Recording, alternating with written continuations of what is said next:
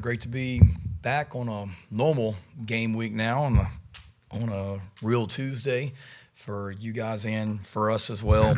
Looking back on Sunday in Atlanta, a lot of what I thought after the game, just really proud of our guys. That was a really good first win. As I had mentioned leading into it, that wasn't an easy preparation, getting ready for Virginia Tech, just first game, wild environment, neutral site, new coordinators, new personnel on both sides. It was a lot, and I thought our guys handled it well. Great start to the game, really good finish, some good in between, not enough of it, but when there was adversity, when a lot of teams could have gotten frustrated, our guys didn't faze them at all. They never flinched, they never blinked, had great poise, played really physical. That was a physical football game on both sides as well. Proud of our guys and the physicality they played with, proud of the effort that they played with. It wasn't always pretty, but you could never question the effort that they were playing with, without a doubt. As I said, great start, situational football. Feel like we got to be better. You look at, two things that are critical in games: backed up on offense. We had that after Fred's interception, and we took over on the 2-yard line.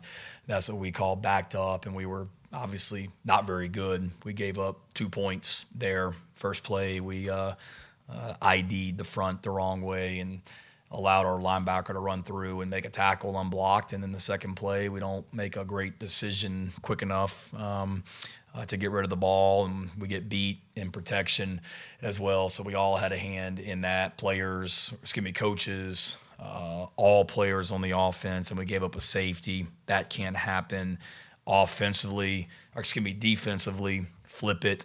We call it green zone, but when the other team is backed up, which we had Virginia Tech after one of Mason's punts, they took over on the 5-yard line coming out, and then they went right down the field on our defense, which was disappointing, and had the ball on the 38-yard line going in, and that's when they got the penalty, the unsportsmanlike conduct or late hit, whatever it was, on the sideline. And then I think Dylan sacked the guy on the next play and then ended up punting, but didn't like the way we played football in those two situations, particularly from a field position standpoint. We need to certainly be better, but really like the way that we finished the game to be up 2 scores, to get the ball back with over 4 minutes left.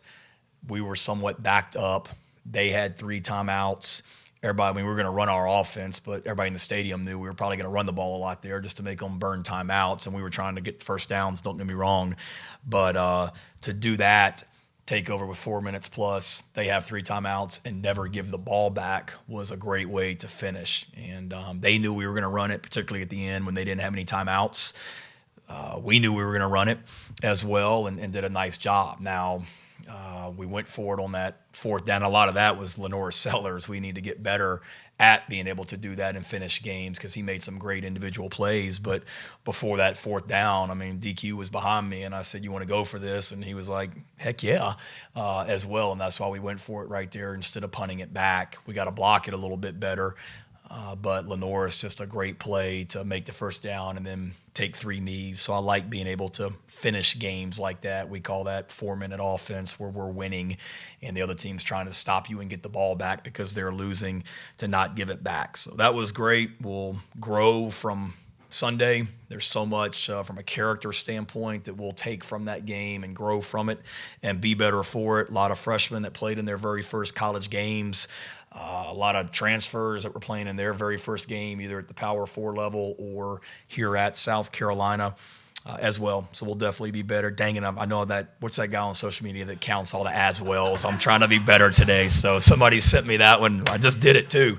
So last one, I'm going to be cognizant of it. No more of those. I didn't realize I did that. And then I counted. I'm like, holy crap, I do a lot of that. But looking back, though, our offensive players of the game as coaches, when we come back and watch the tape after the game, who we saw that we felt like were the players of the game: Nick Harbor and Lenora Sellers. Offensively is what our offensive staff felt like. Defensively, Fred Johnson, he was awesome. throughout, as you guys know, SEC Player of the Week.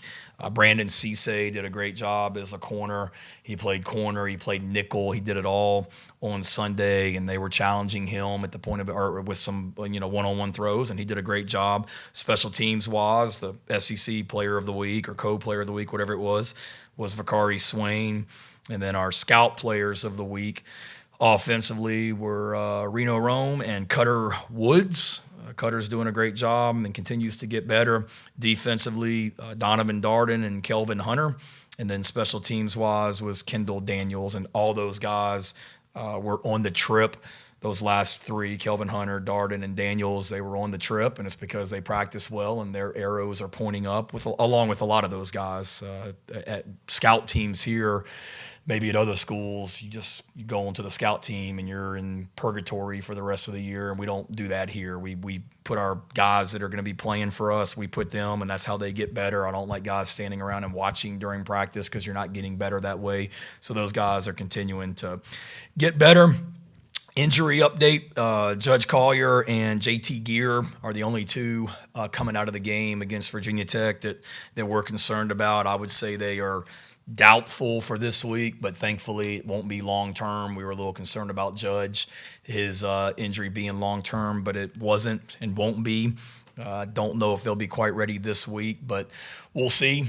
They're trying like heck to get back, and then looking forward to this Saturday night to be back home against a South Carolina State team that has so much tradition, so much pride in their program, and rightfully so, a team that's won multiple conference championships in recent years, played for the HBCU National Championship last year as well, and there's some great football that's being played in that conference and across the country as well, across the country. So they do a great job. I've got a lot of respect for Coach Barry. We actually invited him to come speak at our high school coaches clinic this spring here in Columbia, and did a great job. I sat there and took a lot of notes because I see his interviews on television, or I watch him somewhere on TV, and just his enthusiasm and his passion, it's impressive. And he's another great coach down there in Orangeburg in a long line of great coaches that have been there, whether it be Coach Jeffries, Coach Pugh, two guys that I have a ton of respect for and are great human beings, and Coach Barry.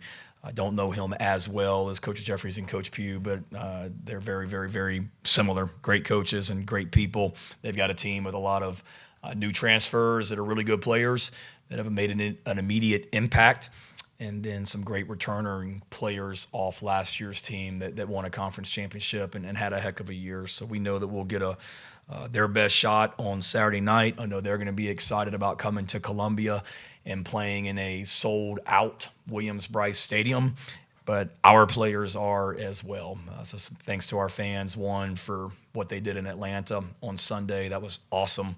The crowd that we had and what a home game it felt like for us. So thanks to our fans for that. They were amazing. That walk that we had when we got to the stadium was spectacular. And then they were spectacular throughout the game, and we know they will be Saturday night. So it's amazing that it's already sold out. I know they're excited about coming to see the 2025 Gamecock football team in person. We are also, and looking forward to that on Saturday night. Questions? Shane, after cutting up the film and everything, how do you think the offensive line, specifically interior, played? They had some plays, but it did seem like there was some struggles with run and pass block. It was. We got to be better. There's no question about it. And as I've said before, David, some of that's on offensive line, some of that's on running back, some of that's on tight ends as well. But there's no question there were some times that we got beat at the point of attack, didn't have maybe the push. Now, there were a lot of times where they had 8, 9 guys up there around the box too, and we knew there were going to be some runs into some big boxes and things like that. Their movement got us a couple times. There's no question that we got to be better, but not concerned at all. It was Rodney Newsom's first time playing in a Gamecock uniform. It was Boaz Stanley's first time playing in a Gamecock uniform.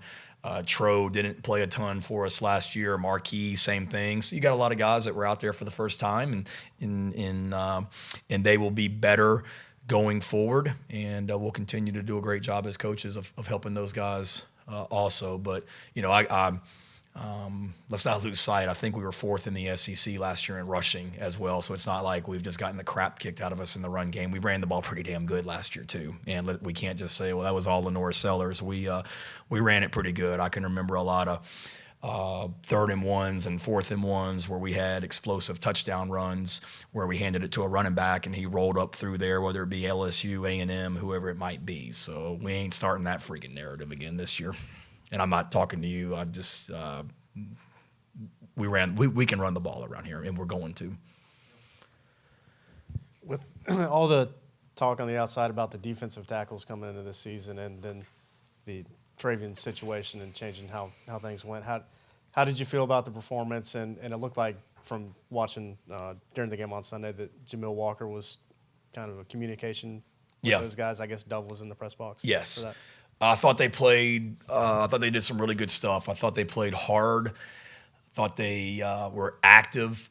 Nick, Gabe, Kel, Devontae Miles, Troy Pikes, they all got in there.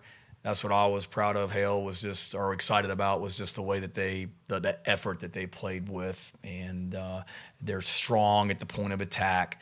But then they're good athletes and can run. So I thought they were good, and they will continue to get better. It was great to get Troy out there. I mean, that's a guy that didn't go through spring practice for us, and he is just going to continue to get better. He was very active and brings something to us from a pass rush standpoint. So it was good. We got to continue to improve. We got to be better. We got to be better against the pass and generating pressure on the quarterback. And yes, Jamil Walker was engaged. Like the way we do things, all of our strength coaches in practice kind of hang with a position group, whether it be in summer workouts when we're doing conditioning. There were certain groups, and then in practice, not all the time, but they spend their time with specific groups. And Jamil, he's always with the defensive tackles during the summer. During practice, he's with them a lot, and he's not involved so much in the X's and O's aspect of it, but he's around those guys and he has relationships with them. So he was a little bit more involved last week during the week. Dove was coaching him, don't get me wrong. Coach Walker was just a little bit more active with him. And then on game day, we kept Jordan in the box because he's really, really good at what he does, just being able to communicate down on the field to Clayton and the rest of the coaches what's going on before you get the iPad in your hand and come look at it after the series. So we didn't want to lose that by bringing him down on the field. So he was still in the box. He was in charge of all the substitutions, but Jamil was able to hear and help facilitate some of the substitutions and communication as well. Also, you spoke about Chennis. He's already had so much success at SC State very quickly. He also had a lot of success at Benedict. What do you make of what he's been able to do at multiple programs around our community? Yeah, he's just a winner. He's won everywhere that he's been, and when you're around him and you listen to him, you understand why. Like I said, when he came and spoke at our clinic, I mean, there's things that I wrote down that coaches were all thieves and steal quotes and things like that. And there's things that I stole from him when he came and spoke at our clinic. But got a lot of respect for him.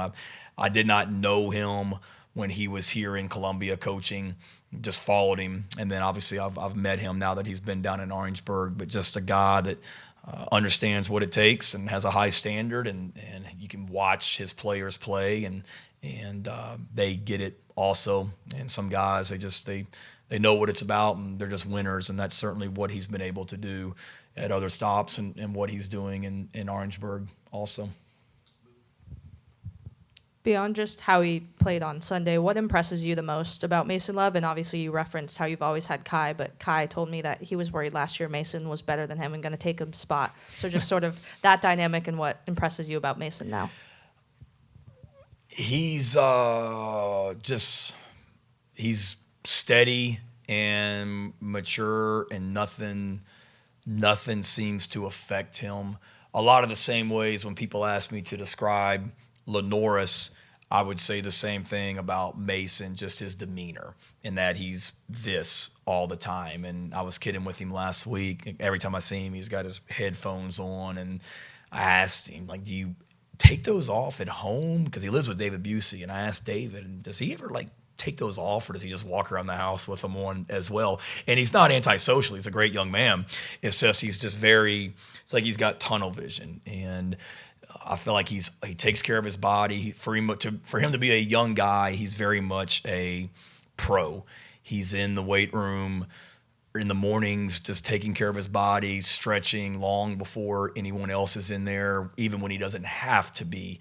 And then even I guess it was yesterday evening, I mean, our players were off, and I was out here just getting some exercise, and I was walking around the practice field just calling recruits for 45 minutes just to take a break from football. And the players were long gone, and he's in the weight room last night at, what time was that? Probably 7:30.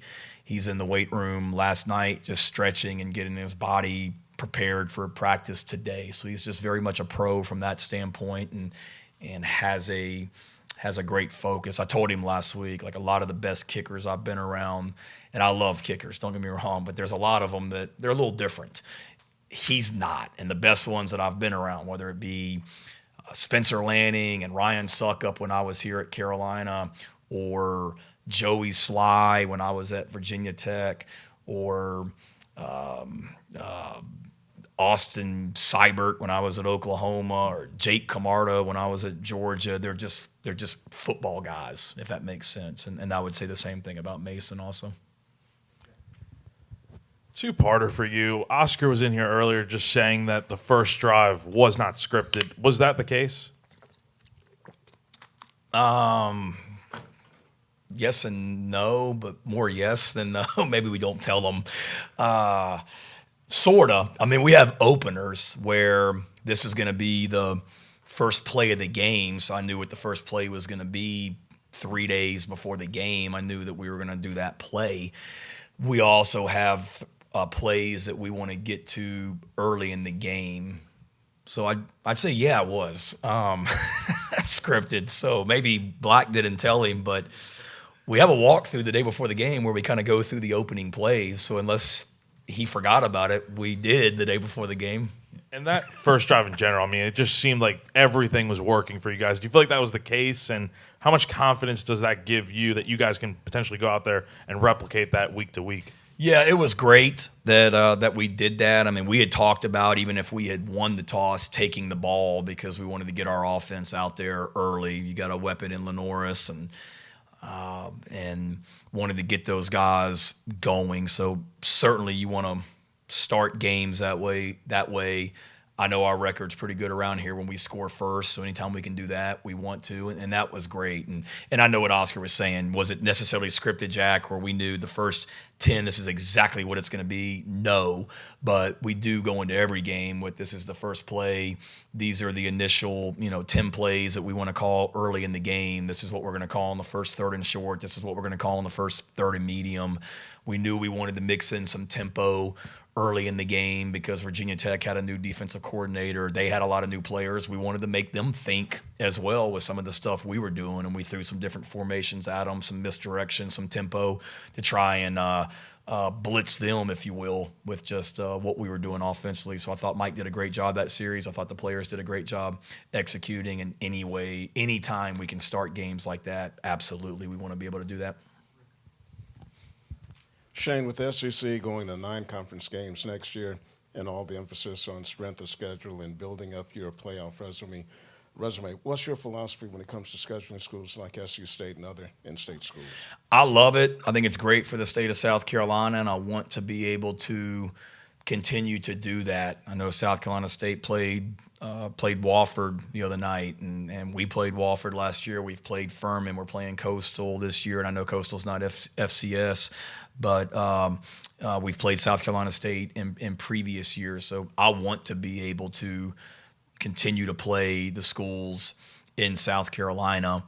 I think it's great. I know Clemson's played the Citadel and different people since I've been here as the head coach. So I'm all for it. Obviously, Jeremiah, myself, and Jeff Crane, we all have to kind of sit down and look at future schedules. But I definitely want to continue to play Clemson. I've said that publicly, and that hasn't changed. And certainly there's other games that you mix in there, and you certainly got to look at strength of schedule. I realize that, but I don't want to necessarily lose the opportunity to play these games going forward as well, and not go play whoever, Eastern Oregon or somebody. I think that's a school, but y'all know what I'm saying. Somebody out west. I'd love, if you're going to play an FCS team, I'd love it to be somebody from here in this state. Just wanted to ask you about two guys. Michael Smith and Jared Brown seem to be a little limited from a snap count perspective. Was that an injury thing that was kind of holding them back? Yeah, primarily. Jared was healthy, but he was a little bit limited in practice leading into the game. So we had planned on playing him, but then when we got into the game, we just didn't feel like he didn't feel like, and we didn't feel like he was quite where he needed to be as the game went on.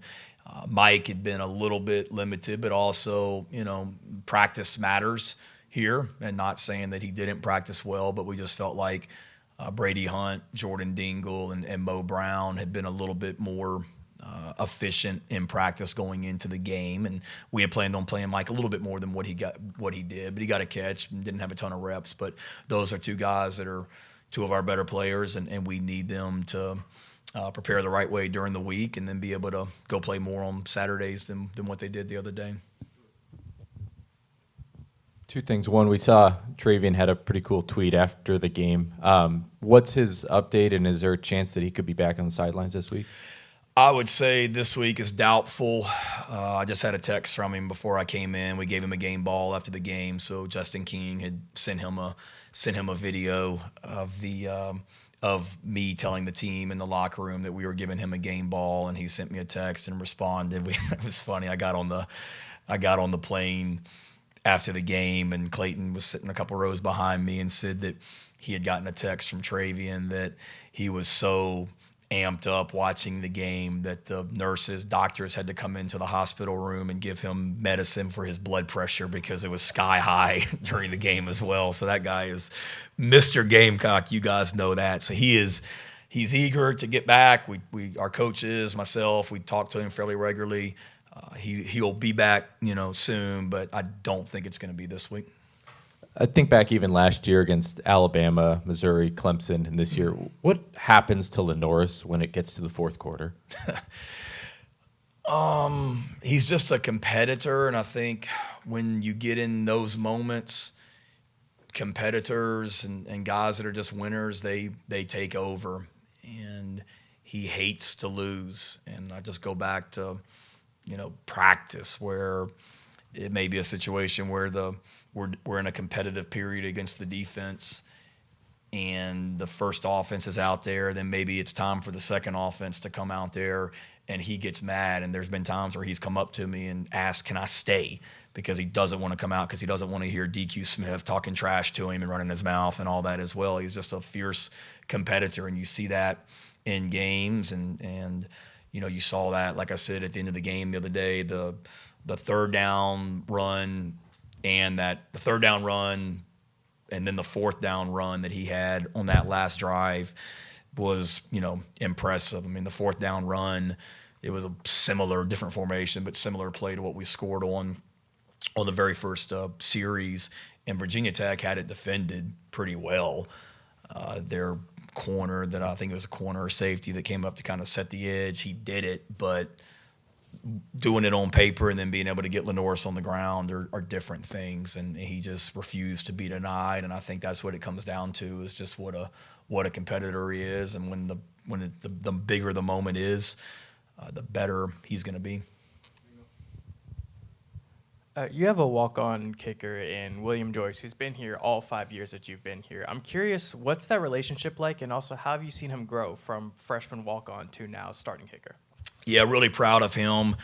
I'd say the same thing about Cole, and I mentioned this to the team today in the team meeting, that Cole's a guy that sat behind Matthew Bailey and Hunter Rogers for 4 years, kind of waiting his turn, and then he's taking advantage of it. Same thing with William. William's always been a talented kicker, and and he's continued to just kind of commit to the program and work hard and try and be the best teammate that he could be. And he's had a role in this team in previous years, but obviously his role now is bigger than what it's been. But, just proud of him. He enjoys being a part of this program, and we've treated him the right way. He's made us better during his time here, and he's earned it. I mean, it wasn't like he got this job by default. We got some really talented guys out there, whether it be Mason Love, whether it be him, whether it be Peyton Argent, Max Kelly.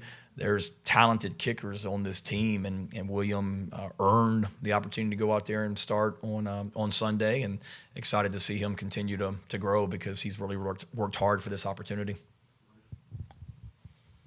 I think the average third down distance on Sunday was 9 yards to go. What do you think you guys, after watching the tape from the game, need to do maybe a little better on first and second down to get some more third and shorts? Yeah, that's hard when you're in that number of third downs or that number of long distances on third downs. We got to be better. Obviously, it's be better on first and second, whether it's play calls, execution, whatever it might be as well. Whatever it might be. Some of those penalties, we had some pre-snap penalties there that got us in some longer situations. So it's hard to call plays on third and long. We've got to be better on first and second down. That's where it begins. And I think it's offense and defense. I mean, we had too many 7, 8, 9 yard runs. We got stops defensively, but defensively we had too many like 2nd and 1s and 2nd and 2s and 2nd and 3s more than I can remember. But no matter what you do on third down, basically your success on third down, offense and defense, is going to be based on what you do on first and second down. And I know it's not cliche, but it's pretty simple from my standpoint. We've got to be better, and each week is different, and it's every game is different. We weren't good enough against Virginia Tech and need to be better against South Carolina State Saturday night. Shane, for those of us who watched from home, the cameras caught you with your dad at the end of the game where you elicited Beamer ball to him, which got a grin out of him, I know. For you as a family, with all the other factors going in there with who you were playing and your alma mater and all that, how special was it to have a play like that, the Vicari's play, with your dad there? And can you talk a little bit about the timing of it, how it figured into the flow of the game? You're leading, but you're not blown away, and then all of a sudden that run comes up, and it seemed like that kind of set your guys free. Yeah, that was a big moment, certainly playing Virginia Tech and to score on special teams with your dad in attendance, which he's in attendance for most of our games, but to be doing it against Virginia Tech, where that's where the whole Beamer ball mantra began. You couldn't have scripted that any better. I remember my dad's last game at Virginia Tech as the head coach was in the Independence Bowl, and it was against Tulsa, and the head coach at Tulsa is currently Virginia Tech's offensive coordinator now, which is kind of crazy in full circle. But I remember in that game, I think we returned a punt for a touchdown in that game. I know we scored on special teams. I think it was a punt return for a touchdown. And I remember thinking that night in Shreveport, because I was coaching as an assistant, how fitting it is that in my dad's last game at the Independence Bowl, because that was his first bowl game back in '93, and they scored on special teams, blocked a field goal, ran it back for a touchdown in the '93 Independence Bowl. Torian Gray was on the field for that. That I remember thinking that night in 2015, how cool is this? We're back in Shreveport, site of his first bowl game, and we scored on special teams again. And if y'all looked that up and we didn't score on special teams, I'm sorry. I really think we did. But I say that, then you fast forward to Sunday and kind of the same thing, like how fitting you score on special teams when you're playing Virginia Tech and your dad's in attendance, and we needed it. We obviously we got off to a great start offensively, and there was a defensive struggle, and there's only so many more times that we can keep putting our defense back out there without producing some points offensively. And they've got good players at Virginia Tech. The quarterbacks are really good players, you guys know, and those receivers really played well for them the other day. So we needed something to happen on special teams. They punted, had a good kick. I think it was a 40-something yard net, and they had the penalty. So then I mentioned it in the post-game press conference that really liked the idea of them re-kicking in any situation. But in that game, we felt like we had a depth advantage on special teams because we felt like we had more players overall offense, defense, and special teams, and that's going to affect the special teams. So those guys are tired. If they got to go cover a punt, now they got to come back and do it again. So when I thought about it, wanted to make them re-kick from that standpoint. Two, when you have a 40-something yard net, you bank on we could get better field position even if we don't get a return here. And then it all just worked out. And what a great play Vakari made. I mean, there's so many cool things on there to point out that, I mean, you got a guy like DQ Smith, who's a 4-year starter. He's out there busting his butt on a double team against them. There's a double team at the point of attack with Mo Brown and Colin Bryant where they take a guy and they literally drive him all the way over to the sideline where I'm standing. And then Vakari, just the run that he made, the guys that 90% of the teams in the country, that return's coming back because somebody blocked somebody in the back. There were opportunities for some blindside blocks to blow people up that would have been a penalty or targeting. Our guys didn't do that. They were very disciplined, and that's what I was most excited about, just the discipline that we showed on the return and guys just doing their jobs. And we needed it and certainly created a ton of energy in that stadium after that. Yeah, sticking with special teams for a minute, how when did y'all decide on starters for your place kicker, punter, and kickoff guy? And was it kind of happenstance that all three of those positions had different guys, or was that a conscious decision? And I'm most curious about William Joyce, how y'all let him know he was gonna be the starter and how that went down.